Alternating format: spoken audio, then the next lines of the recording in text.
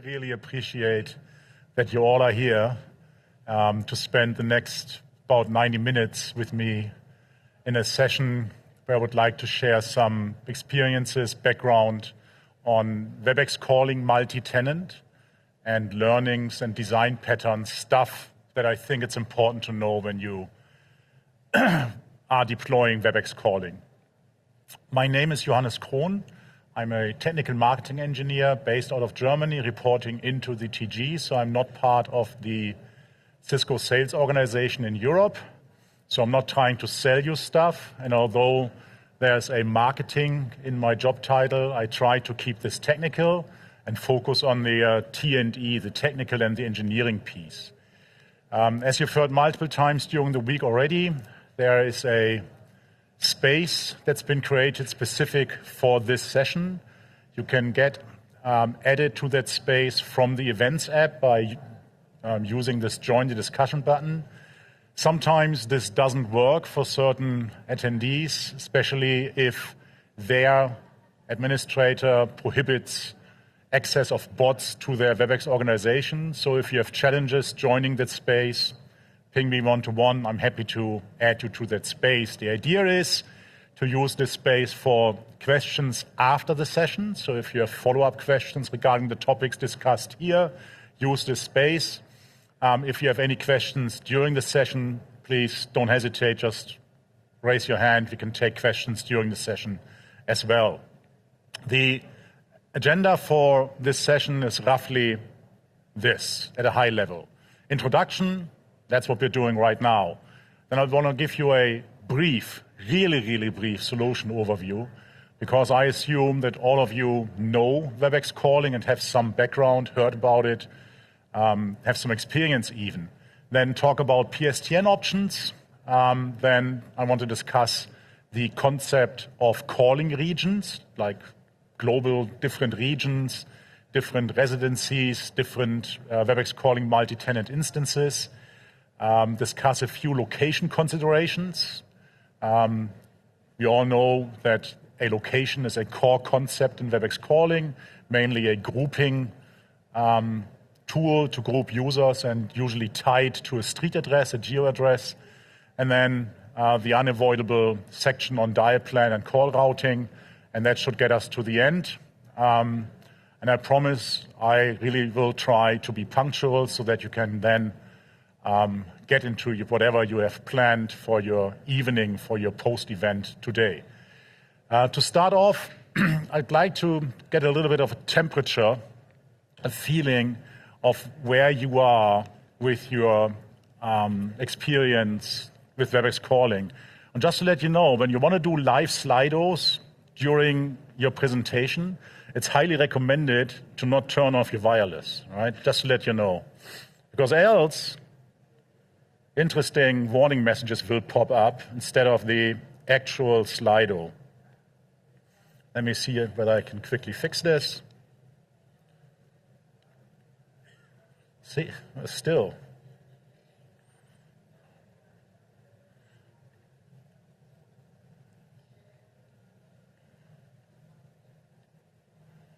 I try this one more time, and if this doesn't work, then we'll just skip it.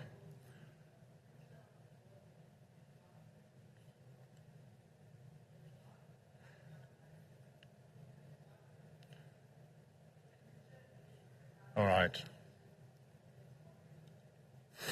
See, let's do it the old-fashioned way.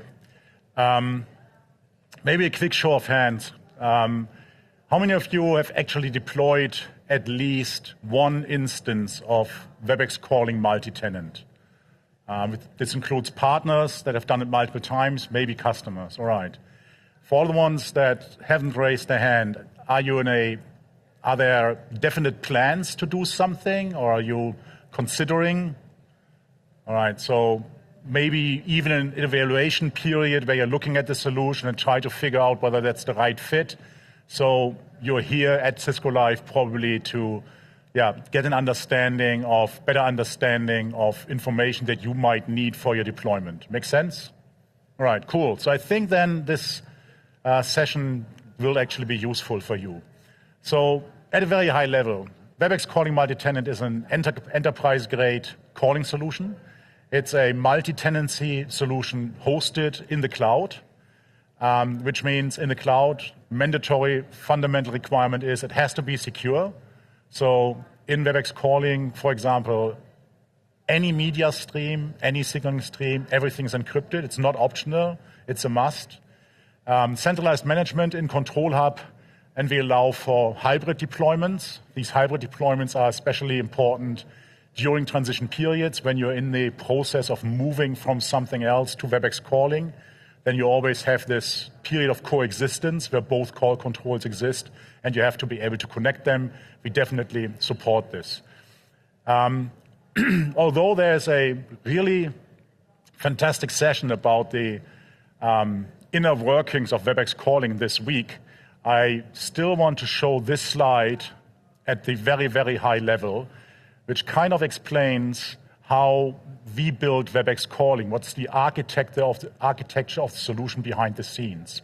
If you want to have more details, look out for a session presented this week by my colleague Owen Friel.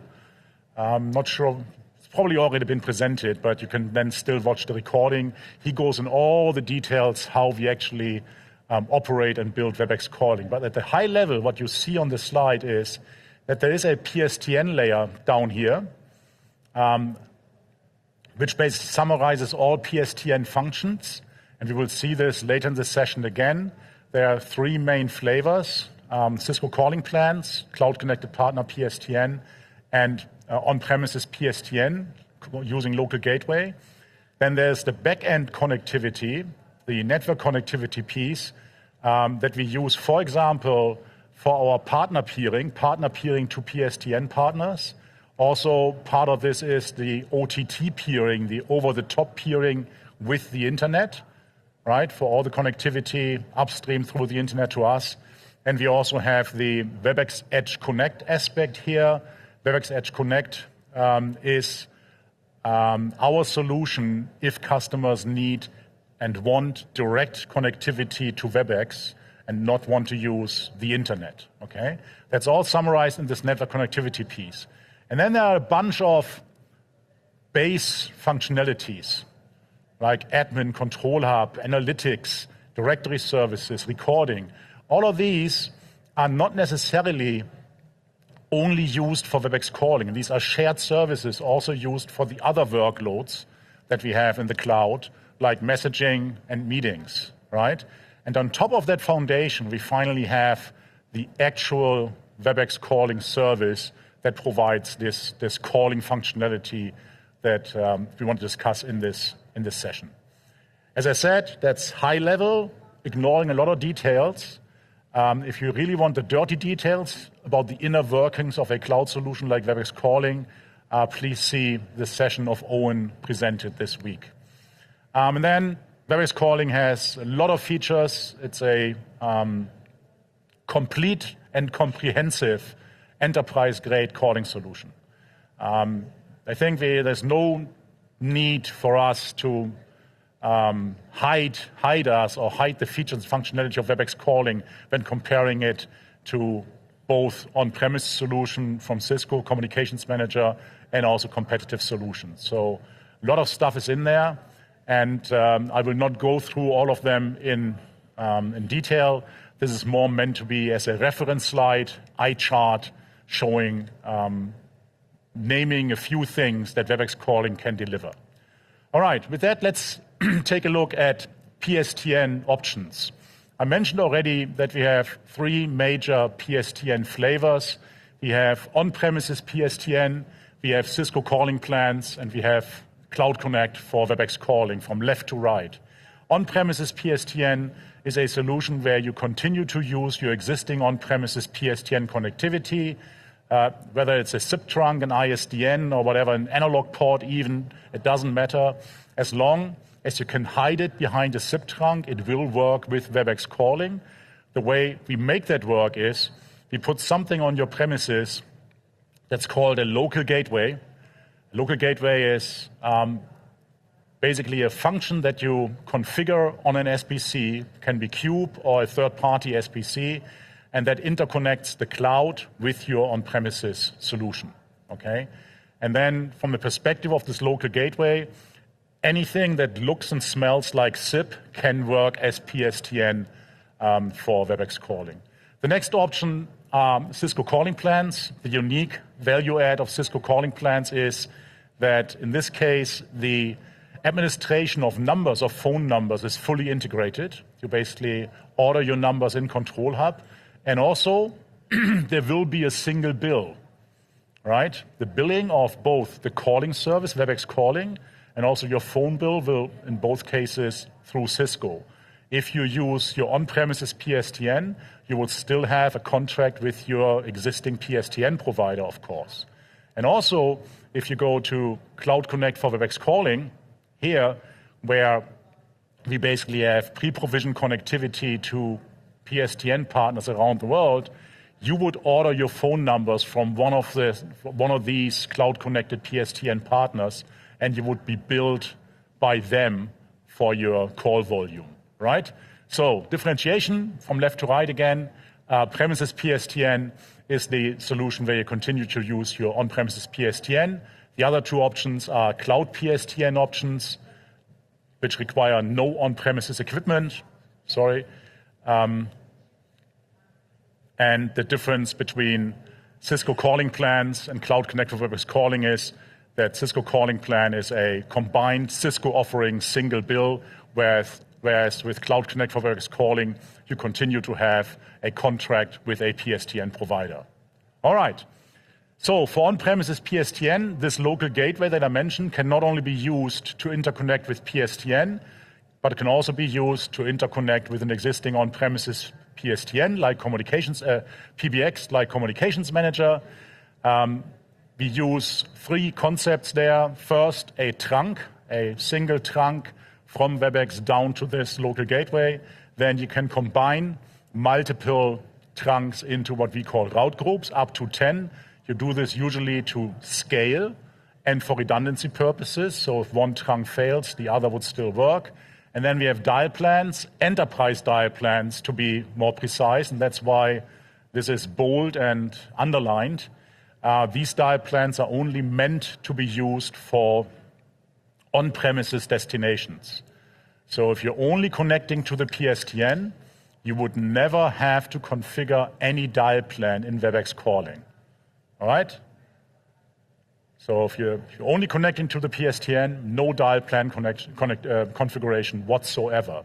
Only if you have on-premises destination behind a communications manager or some other on-premises call control, then you want to use enterprise dial plans to define which destinations live behind that call control. And we'll give you an example later on. At a high level, comparing these local gateways, we have two flavors. You can have what we call registering and certificate-based trunks. The main difference is that for third-party local gateway, for third-party SBC vendors, we only support certificate-based trunks, whereas with Cube, the Cisco SBC, we support registering and certificate-based trunks, and there's significant difference in performance, as you can see. With registering trunks, you're limited to typically below 250 concurrent calls, whereas with certificate-based trunks, you can go up to 2,000 if you stay OTT, if you stay connected via the internet. If you go with a direct interconnect like WebEx Edge Connect, you can scale this up to 6,500 concurrent calls. The limit here is not necessarily a platform limit. It's more based on the fact that for signaling, we use SIP TLS as transport, so a TLS connection, which effectively is TCP transport with a security layer. And we all know that TCP can be severely impacted, the performance of TCP can be severely impacted by round trip and packet loss. And if that happens, then this negative effect will basically lead to challenges with getting the signaling across in due time, and then things become unstable. That's why we're limiting this to 250. Why are certificate-based local gateways more scalable? The main reason being is that if you go to the certificate-based model, the SBC, in that case, will maintain multiple active TLS connections, whereas a registering local gateway will only maintain one connection. And if you do the math, divide 2,000 by 250, you figure out how many concurrent TLS connections there are for certificate-based trunks, correct? It's 4 upstream and 4 downstream, so we have 8 concurrent signaling connections with certificate-based trunks. All right, PSTN. The cloud-connected PSTN providers and also the Cisco calling plans are connected through a peering network in our data centers where we basically interconnect with these providers.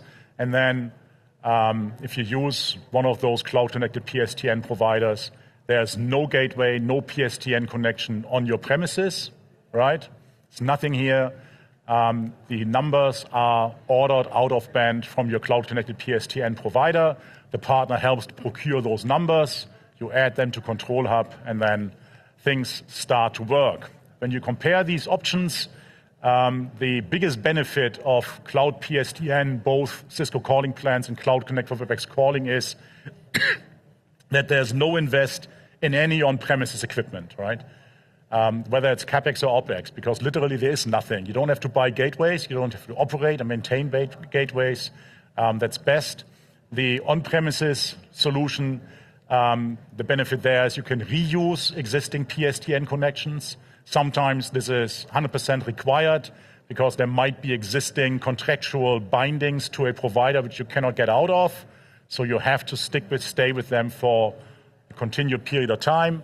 Sometimes it's architectural considerations that keep you on premises because you have to maintain certain users on premises and then you don't want to move the PSTN, right? And one of the most important use cases for trunk and local gateway is the interconnect with an on-premises call control to maintain connectivity while you're moving. So the question is, if you choose to use a certain PSTN type for a location in WebEx calling at the beginning of the transition, can you change this PSTN type? Can you start with using on-premises PSTN and then later on move to cloud-connected PSTN? Yes, there are certain steps from 2 combinations that work well, and there are certain migration steps that aren't really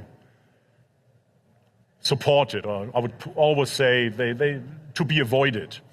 And this matrix tries to summarize that. So what you see in this matrix is, on the left, we have different PSTN options that you could use in WebEx calling, and there's different options you could migrate to. First off, on the previous slide, I claimed there's 3 PSTN options. Why do we have 5 columns here and 5 rows? Because there is a specific flavor that only exists in the US, and since it exists and there's a potential that we have some multinationals in the room, I have to discuss this. In the US, we have a Cloud Connect PSTN provider, IntelliPeer, who offers 2 types of PSTN connectivity, an integrated flavor and a non-integrated flavor. Integrated means that you can order numbers from IntelliPeer from within Control Hub, and the non-integrated is basically just a regular cloud-connected PSTN provider, and that's why I have to differentiate that here. All right, so the first flavor that you see here are these guys marked in red, manual migrations. This happens if you want to switch from a Cisco calling plan to anything else, or from on-premises PSTN to integrated cloud-connected PSTN provider. To make it short, you don't want to do this, okay? So the short story is just don't do it. The longer story is, if you ever want to do this migration between these 2 flavors of PSTN, what this means for you is you have to create a new location with a new PSTN type, then move your end users over manually or automated using batch operations or APIs, but basically you have to reconfigure everything. It effectively means start again from scratch. So please avoid that. Luckily, it only applies for migrations from Cisco calling plans or to integrated CCPP. Integrated CCPP doesn't exist in Europe, right? So not a factor for us. It's not that bad as it looks. The next one, self-service.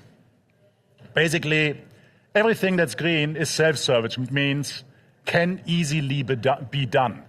So, for example, any move between cloud-connected PSTN provider and on-premises PSTN, you literally only in Control Hub have to select the location, navigate to the PSTN connection type, and switch it. We will pop a warning basically telling you or asking you, are you sure that you know what you're doing? Okay, and then we switch the PSTN type. Why is it this easy? Because the responsibility for the porting of phone numbers in this case is 100% on you. All right, if you move from your on-premises PSTN to a cloud-connected PSTN provider, you have to arrange the porting of these numbers to that provider. And then in line with the execution of the port order, you just switch the PSTN type. Done. Nothing changes in Control Hub, nothing needs to be reconfigured, easy. And this goes both ways. Okay, that's the easiest one. The migration to Cisco calling plans is something that you initiate from within Control Hub, and then we take over the port orders and all these things. So we initiate the port order from the existing provider over to Cisco calling plans. In Control Hub, during this period, we basically lock any operation regarding phone numbers. So during this execution and before the execution of the port order, you cannot add or remove or move numbers, right? Because we have to have a fixed state. And then at the date the port order gets executed, then we actually apply the actual PSTN change. I think we all agree that changing the PSTN type has to be in line with execution of the port order, right? Because that's the date when the inbound routing of the PSTN of the public network to you changes, right? Okay. And this is the way simplified diagram that applies to us if we ignore the US, right? So if I take out these two IntelliPeer PSTN types that only exist in the US, we are back to Cisco calling plans, cloud-connected PSTN provider on premises. And as you can see, everything's green there. You can basically migrate back and forth between everything with the exception from Cisco calling plans back to cloud-connected PSTN provider. That's the manual migration scenario. This doesn't look that bad anymore, right? And it's way easier to understand and grasp. Cool. So when would you move, typically, during a migration scenario? When would we move our PSTN? Would we do this at the end, after we moved all our users to WebEx calling, then touch the PSTN, move it over? Or would we do this during the transition, like group by group? Whenever we touch a location, we move these guys over. Both are actual solutions that you see in reality, right? There's some pros and cons with it. Moving to cloud at the end obviously means that you minimize the interactions with your PSTN provider, which can be a good thing, right? Sometimes executing port orders can be a painful experience, can take a lot of time. So with this approach, we would only move the numbers at the very end. And then switching from on-premises to cloud-connected PSTN, as we've seen on the previous slide, is easy, right? It doesn't break anything. You just switch the PSTN type. And then during the transition, all the PSTN traffic of your WebEx calling users would still go via local gateway to the on-premises PBX and then out to the PSTN. So that's one of the disadvantages here. You have to properly scale your local gateway connectivity to be able to carry that traffic, right? and it has to also meet your redundancy requirements. Hybrid, sure, you have to execute way more port orders, which might be a challenge. The benefit here is that you minimize the amount of transit traffic on your local gateway, right? Because you start to move PSTN over as the users move, and the only traffic that you would then see on your local gateway trunk would be the on-net traffic between WebEx calling users and UCM users, which is way less, okay? The third option is move to cloud PSTN right away, like at the very beginning.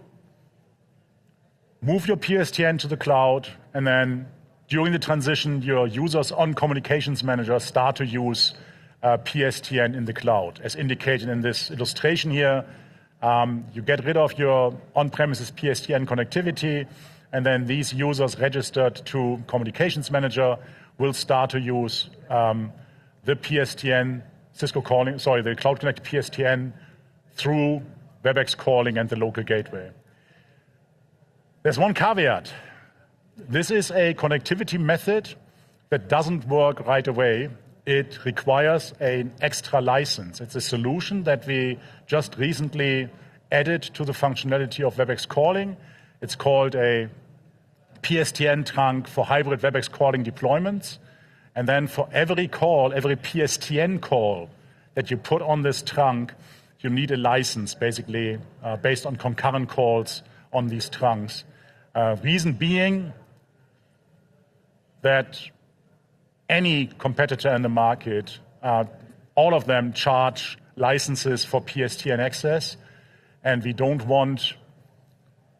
cannot encourage customers to use PSTN trunking through WebEx calling without any limits, because it basically creates a cost on our side, trunking these calls, and we need to charge you back based on this concurrent usage.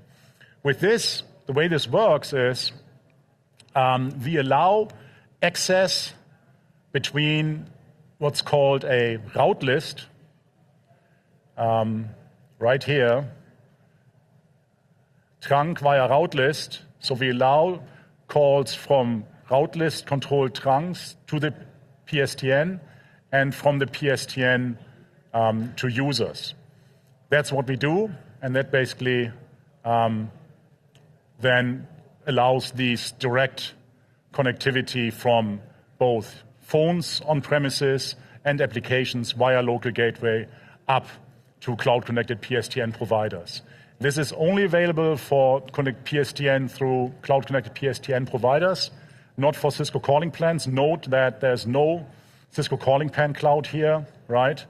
You buy these licenses for the concurrent calls. As I mentioned, we allow a 20% overage. So if you buy 100 licenses, you can put 120 calls on it. There will be announcements and warnings and alerts when you basically get into this overage model. This is also tracked in CDRs. So we give you all the tools to monitor your license usage there. To set it up, what you do, you basically have phone numbers in a WebEx calling location, and these phone numbers are not assigned to WebEx calling users. Instead, you assign them to a route list. And the route list is the entity that basically defines, all users with these phone numbers are entitled to place calls between the PSTN and an on-premises trunk. That's the way it works, right? And this route list is tied to an on-premises trunk by defining a destination on the route list that points to these trunks. The call flows can be summarized like this. For an outbound call flow from a UCM user, here on the left-hand side, the user dials a PSTN destination, then the UCM dial plan magic kicks in. UCM realizes this is a PSTN call, sends it to WebEx calling over the local gateway. Then inbound, in WebEx calling matches the caller ID of this call against route list entries, hopefully finds a match, and if a match is found, then this inbound call is classified as a user call, and that's why we allow the connection outbound to the PSTN. The same happens in the other direction. When we receive a call from the PSTN and the called address is a match in a route list, then we know that this call has to be sent to the on-premises call control to UCM. And then as soon as the call hits UCM, again, the usual UCM dial plan magic kicks in and the call gets extended to the phone/device registered to UCM. Make sense so far? Hopefully? Cool. Reference slide summarizing all the dirty details and a reference slide with the help.webex.com articles that explain all this. All right. I already see what happens when I click the next slide, so I'm really curious whether this actually will work now. No, it won't. Anyways, so let's do the show of hands. Based on what I just explained, which PSTN type either do you use or do you plan to use in a WebEx calling environment? On-premises PSTN with local gateway? This looks like almost everybody. Anybody going for Cisco calling plans or using Cisco calling plans? One in the back. Any cloud-connected PSTN provider? 1, 2, 3, 4. So the majority, vast majority, feedback is clear, on-premises PSTN. Reasons probably include you're still in the migration, want to keep it till the end, contractual requirements, architectural requirements.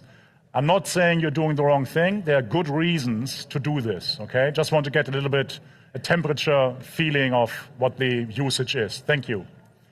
That gets us to calling regions. The way WebEx calling works in the background is we have multiple WebEx calling instances globally distributed.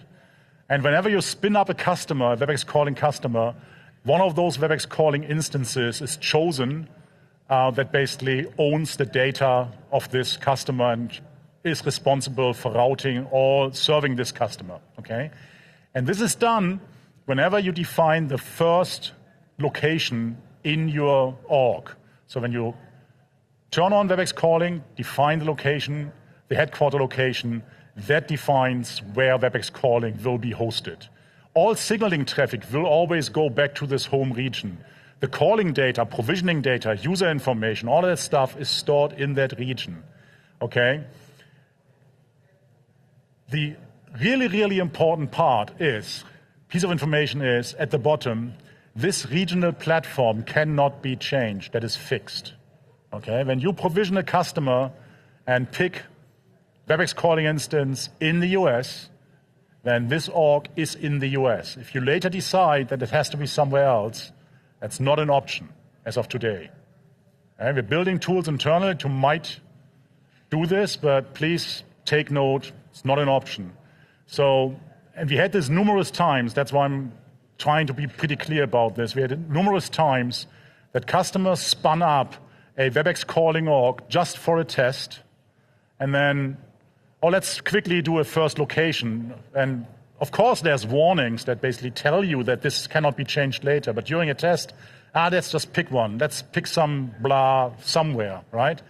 And then later on, this org ends up being your production org, right? So this quick decision, not based on facts, that you made during your test basically determines where your calling org is. Make sure that you understand the implications of doing this. This defines where WebEx calling lives. These are the options where these are the locations where we do have WebEx calling data centers, WebEx calling multi-tenant data centers. The green buttons include reference actual call control locations, and the magenta ones are what we call media POPs. And I will explain in a second what that is. These data centers always come in pairs. So these are the guys for the US, Dallas, Chicago. Then we have Toronto, Vancouver for Canada. Then Australia, Melbourne and Sydney. We have Tokyo, Osaka in Japan, in Asia. Then we have these. These are the latest ones, by the way, almost latest ones, Jeddah and Riyadh. Added around I think October last year. Then we have India now with Mumbai and Chennai, so a hosted, certified solution in India. And then we have this mess here. So when we started WebEx calling, we had 2 data centers in London and Amsterdam. And you might remember that the island decided not to be part of the EU anymore. So we had to come up with a solution for EU customers. So we spun up a new EU cluster with residencies in Amsterdam and Frankfurt. So as of today, when you spin up a new customer anywhere in Europe, these customers will be on Amsterdam, Frankfurt. And we did the same actually later, that we also spun up new data centers in the UK, Manchester and London for customers in the UK. All right? That's how it works. And again, as I mentioned earlier, it's really, really hard to move customers between data centers. And this mess here is the main reason that we are building internal tools to at least makes it simpler for us to move customers. Because imagine you have customers that started early with WebEx calling that got provisioned on London and Amsterdam, and now they want to be on the EUN cluster with Amsterdam and Frankfurt, right? Then we have to move them, right? That's something that we have to do on request. Regional scaling. In each of these regions, we have horizontal scaling of all networks, of all network functions, both on the peering side, where we interconnect to the service providers, and on the access side, that's where your stuff connects to WebEx calling, and also in the core, where we scale all the services required for call control.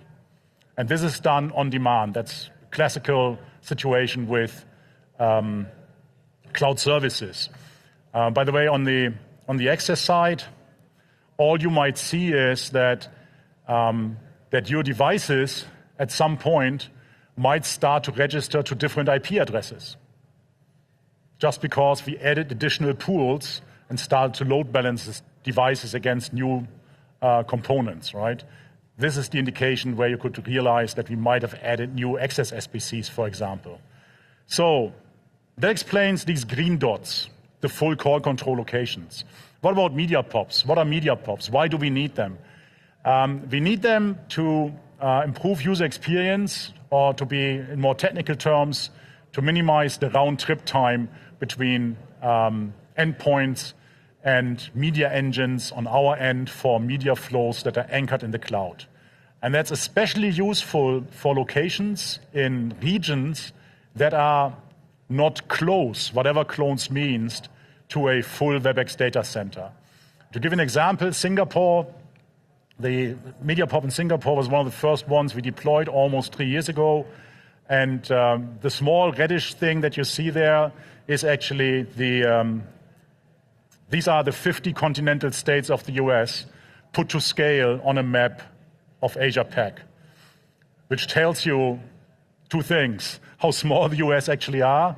Actually, 3 things: how small the US actually are, how large of a footprint we have in Asia Pac, and how wrong the typical map projection is that we usually see, right? How much this distorts the size of countries the further north they are. So, but this clearly tells us we need some presence here in Singapore, and that helps for all locations in that area to minimize these media round-trip times. The call control would still be either in Japan or Australia, but the media flows would always stay in region. And then we also, in these media pops, have egress connectivity to cloud-connected PSTN providers, for example, so that also PSTN traffic can stay in region and doesn't have to egress out to data centers, in this case in Australia and Japan. When you provision a location in WebEx calling, based on the street address that you put in, we calculate the great circle distance to our data center locations, and we pick the location, the data center location that's closest to your street address, and use that as the static assignment for what we call OBPs, outbound proxies. So for example, if I provision a location in Sao Paulo, and then you configure a trunk in Sao Paulo, you basically see that here, when we look at the outbound proxy address, that the first part here, this GRU, it's an indication that the outbound proxy for this location is actually a POP in Sao Paulo, although this customer is in the US, okay?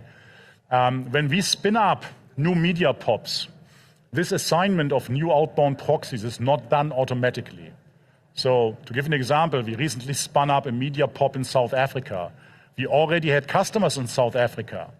For all of their location, we did not automatically update the outbound proxies of their devices so that they could use this media POP. Why? Because this, of course, would mean that these devices would suddenly start to talk to different IP addresses, right? In our data center. What if this customer missed the news that we, like months ago, announced that we added new IP address ranges to our WebEx data centers, and if they just assume that they missed this notice and didn't update their firewall policies, then the second we update the outbound proxies, all of the devices lose registrations, right? That's why this outbound proxy updates, these are only done on request. So if you have locations in an area where now a new media POP becomes available, then two things need to happen. You need to update your firewall policies to allow traffic to our network in this new data center. And secondly, you have to tell us that you want us to update your outbound proxies, your registration peers. There's a lot of stuff happening in terms of regional presence. Pretty much on a monthly basis, we are adding countries and support for new countries.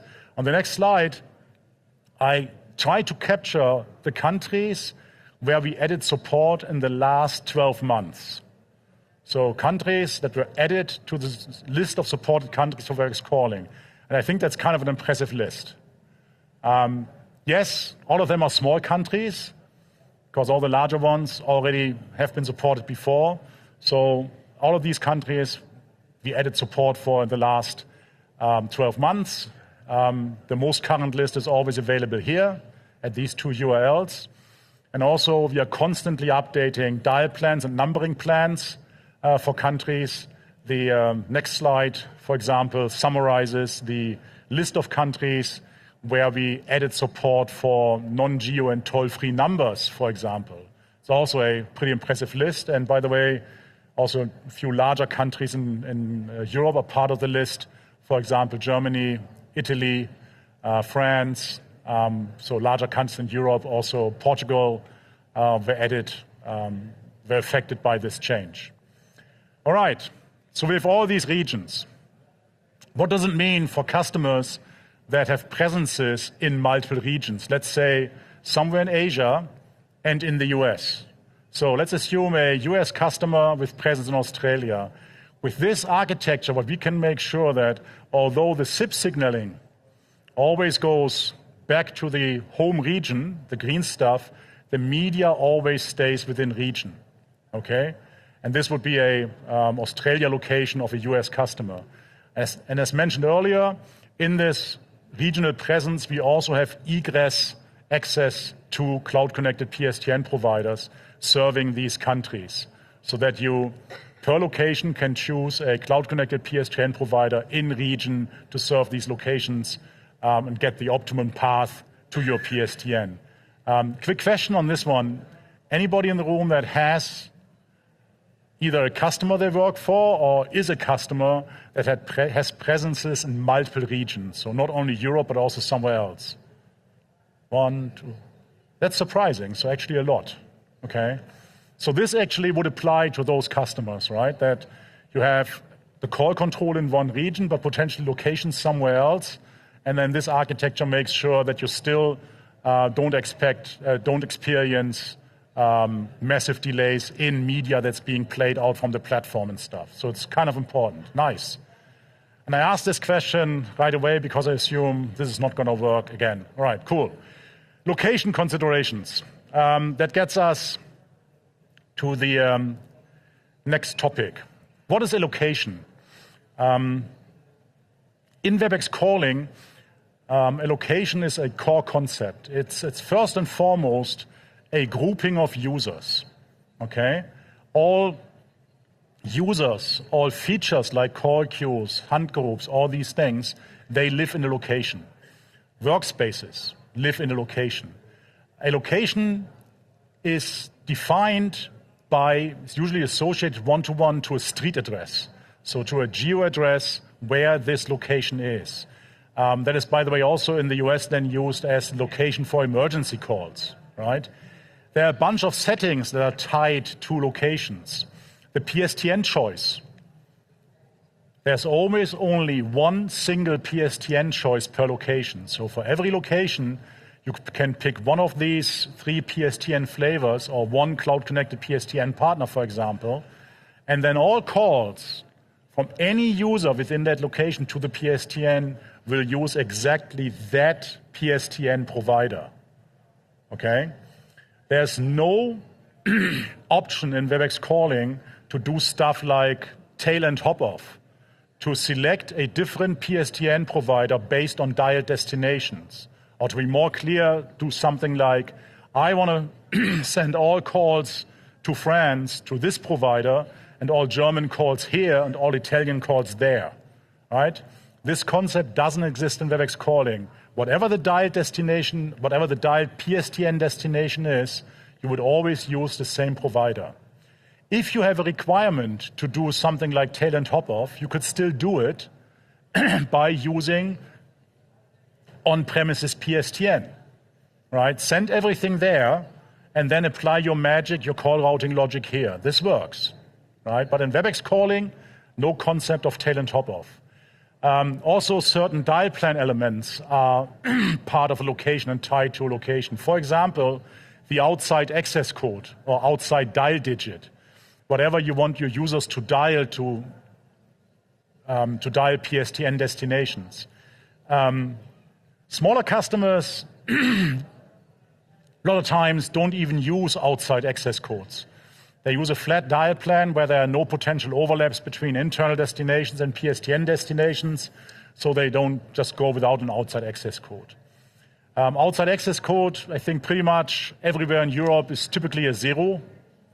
Dial a 0 to get an outside line and then continue to dial. This is a location setting. Also, if you implement an enterprise abbreviated numbering plan, then the site code is a location setting. And then other call settings like permissions, music on hold, voice portal, these also live in locations and sometimes can be overridden at the user level. So as you can see, a location really is a core concept in WebEx calling. PSTN integration. At the location level, you can choose a PSTN provider. And that's done here in this setting. When you click on Manage, you can change it. And you have to select a main number. And that's my favorite, really important note here. Always, always, always select a main number. And if you set up a location and you find out that for some, for some reasons the calls won't work, the first thing is check whether you actually have configured the main number. You won't believe how often this topic comes up. How many of you actually made this mistake already? I'm the first to raise my hand. All right. The others either are not honest or haven't set up a location, haven't worked with various calling. It happens again and again and again. Anyways, so the key point is make sure you set that number. And by the way, the internal detail behind it is WebEx calling fundamentally is a user-based call control, right? Everything that can be called or can place calls internally is a user, even call queues. And when you set this main number for location, you actually internally set the phone number of something that we call a pilot user. And this pilot user, for example, is used for forwarded calls through users that don't have a phone number. Then we need a caller ID to send out, right? Then we use the caller ID of that pilot user to determine internal inbound call permissions. We actually use permissions tied to this pilot user. So that's like an internal requirement why you always have to set this number. If you come back to me and tell me, I don't care about the internal details, but why is it useful to have this main number? My response would be, for example, for these forwarded call scenarios, so that we can assert that for each and every call leg, we always have an identity that we can use as asserted identity. That's why we need this main number and this internal pilot user. Another one of those key things to set a location level is the voice portal. The voice portal is this number, this thing that you can call to get access to voicemails. And here, similar thing happens. If you don't set the number of your voice portal, then voicemail will not work at all. Forwarded calls will not get to voicemail. So similar thing. The customer calls me, I'm trying to play with voicemail. I've done everything, but whenever I call voicemail, I cannot leave any voicemail, I don't get the prompt. My immediate response will be, please check that you've set your voice portal number. Right? This one triggers that voicemail actually starts to work. Another setting on the location, as I mentioned earlier, are settings around internal dialing. So when you go to a location, in the calling tab, you find this internal dialing tab, and there you can define the routing prefix.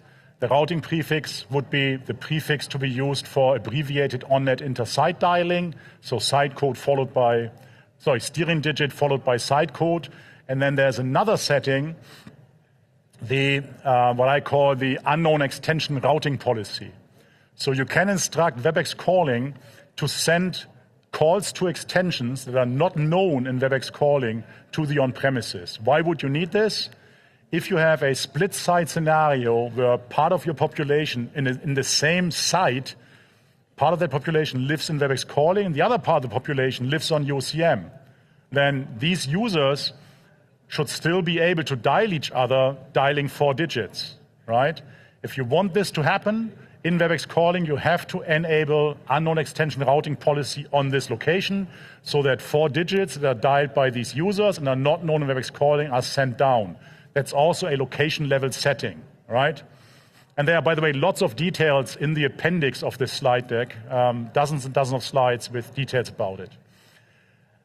Another aspect that we need to discuss is emergency calling. WebEx calling has two main options to handle emergency calls. One is E911, and the other one is what I would call ECBN, emergency callback number based. The first option we don't have to discuss because this only applies to the US, right? Enhanced E911 is a US only solution, doesn't apply to us here in Europe. So we need to understand what's an ECBN. An ECBN is emergency callback number. It's set at the location level first. It can be the main number or any other assigned number in that location, okay? And assigned number basically also includes handgroup numbers. This can also be a handgroup number. You can override this emergency callback number at the user level. So for every user that has a phone number, the default is that as ECBN we use the user's phone number. The next option is you could use the ECBN that's defined at the location level, or again, any other assigned number. This ECBN number is the number that we send as caller ID when you place an emergency call. That can be different from your typical caller ID setting of the user, right? The ECBN is what we send for emergency calls. And it's called callback number because that's the number the PSAP, the answering point, would call back if they answer this emergency call, right? Question that came up recently, customer asked me, why do you support hand groups for emergency callback numbers, not call queues? Simple answer is, if the public service answering point calls back with regards to an emergency call, you don't want to queue that guy, you don't want to play music, right? You want to connect that call as soon as possible. And that's why this is limited to hunt groups, and you cannot do this with call queues. Hunt group, by the way, makes a lot of sense. If you think about the scenario where an emergency call is placed by someone who doesn't have a phone number, then if the callback goes to a hunt group, you can make sure that this call gets extended to a group of users, security folks on site that are able to answer questions regarding emergency calls. Hope that makes sense, right? Cool.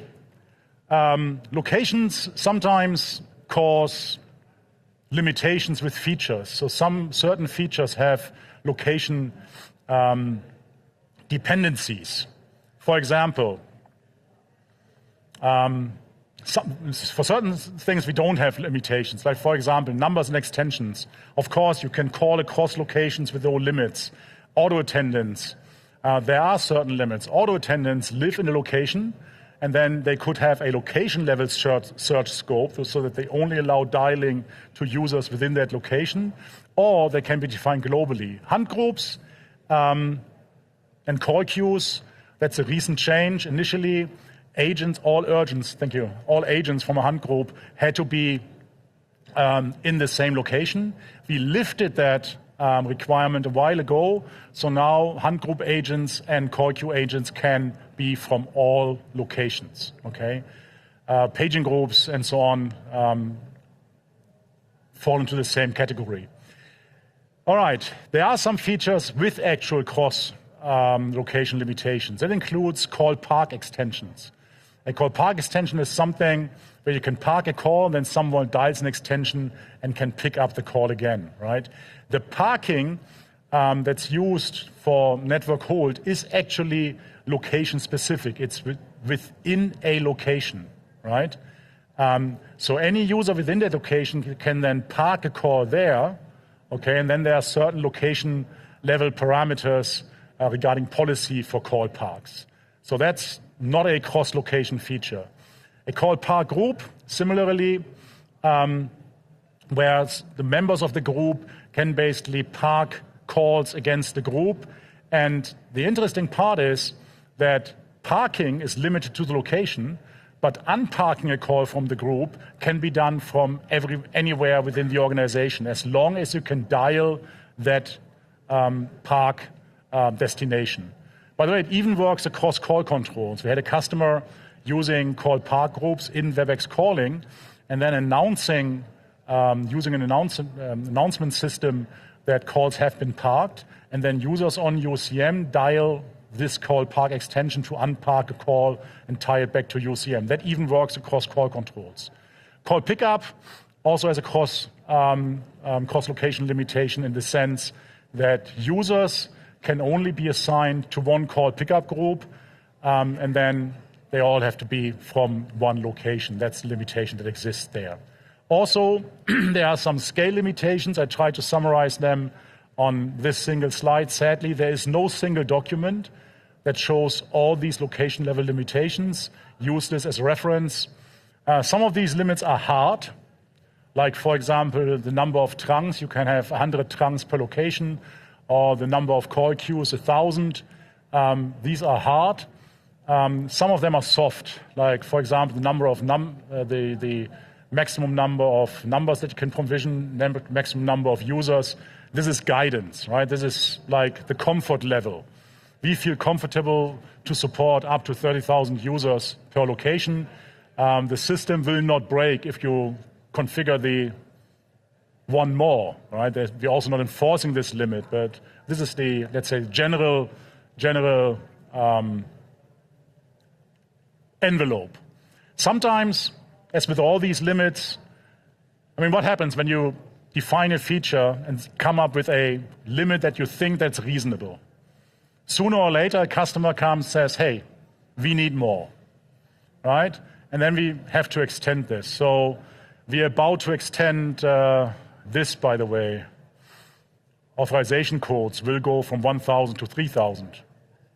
Just because it's not that the system breaks if we support 1,500. It's just when we defined the feature, we had to come up with a static, reasonable limit, and we thought nobody would use more than 1,000 authorization codes. We were wrong. Apparently, there's at least one customer in the world that cannot live if they cannot have 3,000 authorization codes. So we are extending this. Dial plan, nice. Webex calling dial plan. I think the most important message here is, most important information is, it's simple. Compared, for example, to Communications Manager. In Webex calling, it is really, really simple.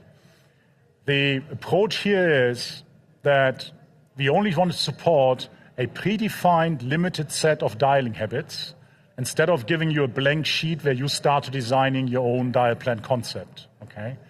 So we have also predefined national numbering plans in the system. For all the countries where Webex calling is supported, we create a national numbering plan based on the documented numbering plan of the national numbering plan authorities in that country, and you don't have to build a national numbering plan, right? Everything is user-based. I already mentioned that, and we have this location concept, okay? From the dialing habit perspective, what do we support? Extension dialing. Extensions are between 2 and 10 digits long. The default is set to 4, but you can change it. It's a global setting. You can dial extensions between locations or within a location. This is something, some customers like that they can dial extensions across locations. Some customers hate it. So it's a service level setting where you can enable or disable interlocation extension dialing. The next dialing habit that's supported is ESN, Enterprise Significant Numbers. That's basically this thing, location prefix, steering digit, and an extension. It creates an overlay addressing schema in multi-site scenarios. Plus E164, of course, is supported dialing from directories, and what I would call PSTN, placing calls to the PSTN using the typical dialing habit that are used in that country. All right, that's all supported, and that's predefined. The link here at the bottom gets you to the page that documents all national numbering plans supported by Webex calling, and here's a screenshot of that page. So what's the story behind this ESN stuff here, these enterprise significant numbers? Why do we need location codes? Look at this scenario here. We have a multi-site environment with Los Angeles, New York, and Montreal. We have 4-digit extensions in all these locations, and what you already realize is that LA and Montreal both use 4-digit extensions starting with 4, and we happen to have 2 users, Bob and Dave, that both have extension 4002, right? So what if Charlie dials 4002? Which one will ring, right? We don't know. If Alice here on the left dials 4002, of course, we know that's probably Bob, but what if Charlie dials 4002? What happens, right? And that's the challenge we have to face. And the solution is we come up with an alternate addressing scheme, an additional numbering schema by assigning location codes or site codes, unique location codes and site codes, all starting with the digit 8. And then in addition to the 4-digit number and the phone number, we now have a third calling habit that can be used to dial between these users, basically a combination of site code and extension. And this makes the extension dialing unique. You can still dial abbreviated across sites. Quick show of hands, how many of you in your environments or for your customers have something like this, an abbreviated inter-site dialing habit? Typically this is something that has some history, right? It's been implemented with older PBX systems that were inter-networked, yeah? Do you know how many of your users are actually still using this? Do you have statistics based on call detail records, usage?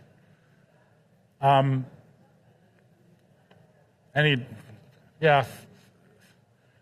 So for Cisco, I can say that when I joined Cisco, which is, it's been a while ago, I still had more hair and everything, but back then we had inter-networked classic analog systems even.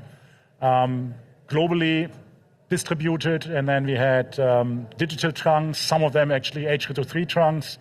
And to basically, the main reason we implemented this 8+7 dialing within Cisco was to avoid toll charges, right? To make it cheap to dial from Germany to the US. And everybody used that, it was a standard. Then later on, we moved to Communications Manager and we inherited this stuff. We internetworked our Communications Manager clusters globally using gatekeeper-controlled H.323 intercluster trunks. We kept that dialing habit. Then we moved to session management, SMEs. We kept that dialing habit. And now we moved to WebEx calling multi-tenant internally, and Cisco IT went, do we still need this? Right? And we did an assessment, looked at call detail records, and figured out that the usage was below 0.01%. Nobody was still using these dialing habits. Why? Because everybody uses directories and places calls from directories. And then in the directory, there's a +164 number, the actual phone number of that user. And I mean, if you dial from an application, nobody cares whether you dial 3 digits, 4 digits, or 500 digits, right? It's just get me there. So finally, we got rid of these numbers. They don't exist anymore. That's background of my question. You might actually want to check whether this dial plan aspect is something that you still need to migrate over to your next generation call control. Right? Just take a look at it. All right, enterprise best practices. The goal is to optimize the dial plan handling, define an outbound dial digit, have an internal steering digit for ESN, uniform location code length. Where do you set this? The outbound dial digit is configured at the location level. I already mentioned that. All the internal settings, that's a service setting where you globally set your internal dialing, where you define your extension length, your steering digit, and all these things. Before someone asks, some customers have different extension lengths in different locations. They have 3 digits here and 4 digits here. Question that gets asked a lot is, if I set my extension length to 4, do I have to change all my extensions to 4 digits? The answer is no. You can still configure 3-digit extensions in WebEx calling. WebEx calling will pop a warning. You'll see a warning indicating that this extension length doesn't match the configured global setting. The call routing will work perfectly fine. Everything's fine from the call routing perspective. Okay? Conflicts. You would still need to avoid conflicts between, for example, extensions and the steering digits for inter-site codes. Here's an example. If Bob has extension 8202, there's a potential conflict with a site code starting with 8202 in WebEx calling. This is less of an issue than it was back then with Communications Manager, because as you probably all know, in Communications Manager, we did this digit by digit analysis and had the problem with potential longer matches, and we had to play with pattern urgency to fix it. It was all possible, but a little bit of a mess. In WebEx calling, this technically isn't an issue because all dialing and all routing decisions are all done en bloc. We always only consider the full dial string. The only thing that I want to raise here is from the purity perspective of the dial plan design, this is still a no-go, right? It gets you from an A to a B plus maybe, okay? It's not as nice, just try to avoid it. I mentioned unknown extension dialing in the beginning, somewhere that you can basically define that WebEx calling, if you dial an unknown extension, this should be sent to on-premises. When we look at the overall call routing logic in WebEx calling, and all you need to see here is that there's multiple blue steps, right? And there's decision happening down here, and then there are multiple blue steps on the right. The decision whether the dial string is an unknown extension is happening here at the very end, right here. After we tried all our internal matches, and even after we looked at the national numbering plan. Which means an extension only gets classified as an unknown extension if it's really unknown, meaning it also doesn't look and smell like something that could be a potential PSTN destination.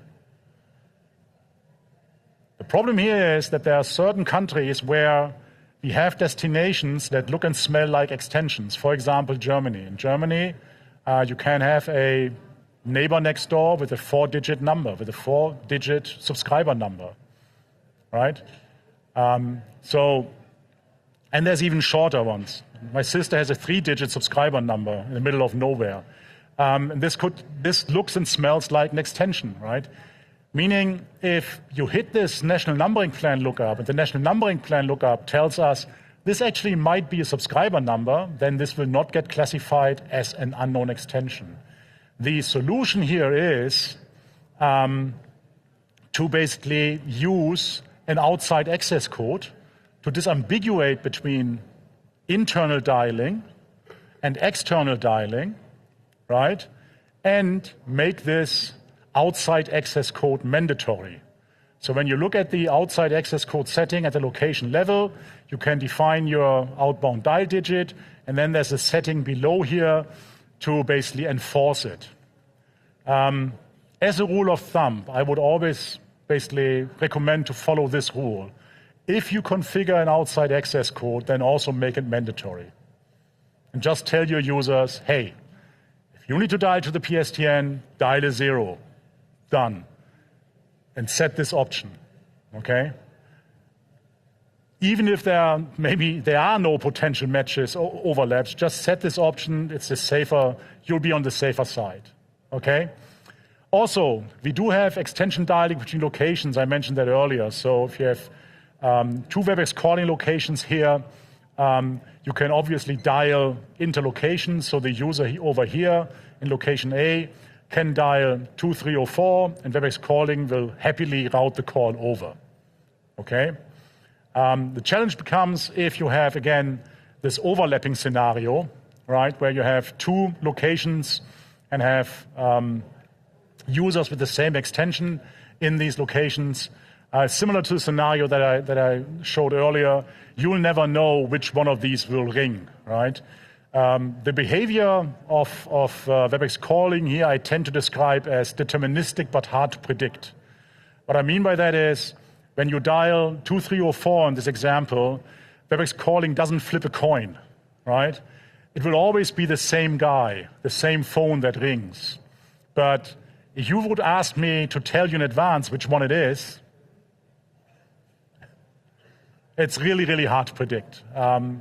It depends on order of configuration and a number of other things. So in those cases, I would recommend to avoid conversations about hard to predict calling behavior, to always disable the dialing of extensions across locations. That is an option in WebEx calling here in the global services settings, right where you set the extension length and everything. Down here, there's an option whether you want to allow or block extension dialing between locations. If you have, again, rule of thumb, if you have overlapping extension ranges, always turn this off. Just don't allow extension dialing across location, avoids cases, right? Saves time, trust me. All right. In the beginning, I also said that you should, when you only have PSTN destinations in WebEx calling, you never have any need to configure dial plans. And I also told you that all calls originating from the same location always use the same PSTN as egress, which means you cannot do stuff like tail and hop off, selectively pick a certain PSTN egress point based on dial destinations. Some customers then come back with the feedback, but if I cannot do tail and hop off, right, the world will come to an end. I have to find something. I just have to do it, right? And then they realize that there's this concept of enterprise dial plans, and they use enterprise dial plans to implement tail and hop off. And then they come back to me and tell me, see, works perfectly. This section is about why you should still not do this. Because not knowingly, you break a lot of things behind the scenes, okay? All right, so what is this about? Customer scenario. we have multiple locations. We have local PSTN with local gateways in these locations. And for some reasons, customer thinks there is some benefit in making sure that whenever someone dials a PSTN number in New York, starting with area code 212, it should go out in the New York local gateway. And also, if it's somewhere in Dallas, starting with area code 214, it should go out in Dallas. So I implement tail and hop off, and I'm really smart. I basically create two dial plans,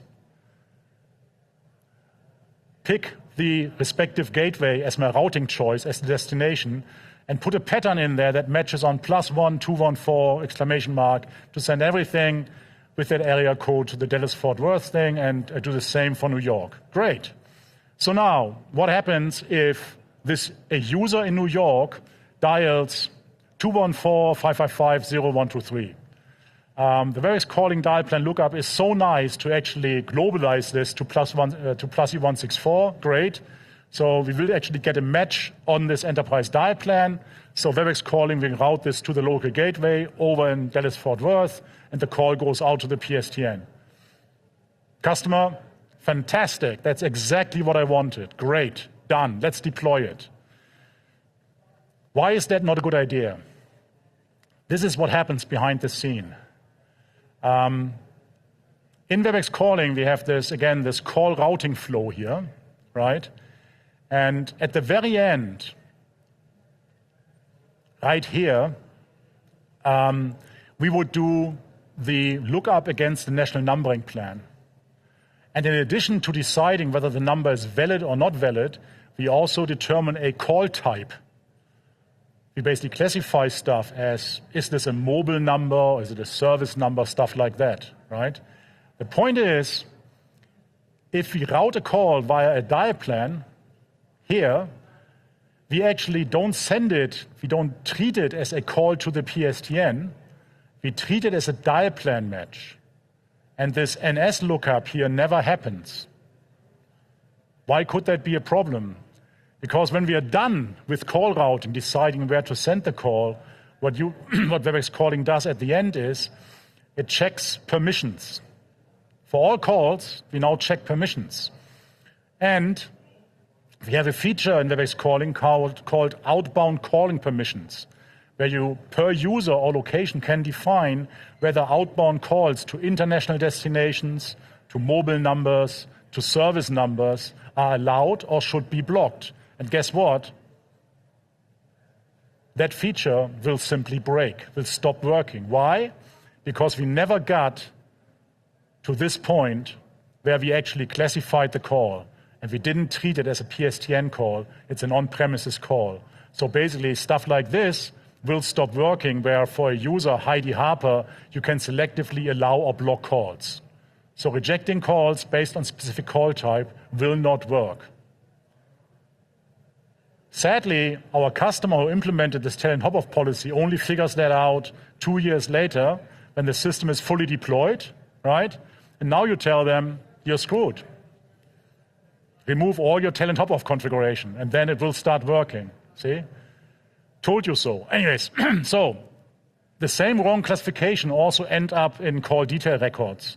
Only an issue if you, for example, use external billing systems that are used to assign, basically to implement per location, per department billing, right? All these calls that are routed via enterprise dial plans are not tagged as PSTN calls, they are tagged as enterprise calls in the CDRs. You also broke that. Also, Webex calling also inbound for calls coming in from trunks, we try to determine the type of the call. Why? For example, for this route list mechanism that I mentioned earlier, right? We need to figure out whether this is coming from an on-premises user or from the PSTN. This is part of this classification flow. And if we see a dial plan match, in our case, any call coming from New York, we would see a dial plan match, and we would basically classify this as an on-premises call, not a PSTN call, right? Which again leads to problems with features on the user level that, for example, allow blocking of external calls. These features will also stop working, right? So the point is, don't do it. You break stuff, right? If you use or abuse enterprise dial plans for stuff like tenant hop-off, you break stuff, right? Don't do it, and that's very small, unless you're fully aware what you're doing, okay? Unless you're fully aware of the consequences. Most people aren't, okay? And that's the biggest challenge here. All right, we're getting to the end. As I said, as I promised, I want to get you to the customer event with no delay, and I feel uncomfortable being with you and that event. That gets us to the closing. So what did we do in this session? We discussed PSTN options. We looked at PSTN migration aspects, when to move, between which PSTN options you can actually move. We talked about calling regions, some design considerations related to that. We discussed the locations, some design decisions that need to be made with respect to locations, scale limitations of locations. And we talked about dial plans, principles, dialing habits, location codes, best practices, and some things to just don't do, okay? As a reference, in the PDF that you find both in the session catalog or in the Webex Events app, I put a list of all calling sessions this week, and I do understand that this is of limited value since the majority of this stuff already happened. But it gives you at least a list of sessions that you might want to review in 2 weeks' time, 3 weeks' time, when all of these recordings get published on Cisco Live on demand. The walk-in labs don't make any sense anymore. Or actually, you could still do them tomorrow morning, I think, right? Walk-in labs are still on tomorrow. But at the very end, I would really like you to give us some feedback on these sessions. The content, what can be improved, whether you expected something different, suggest changes, suggest updates.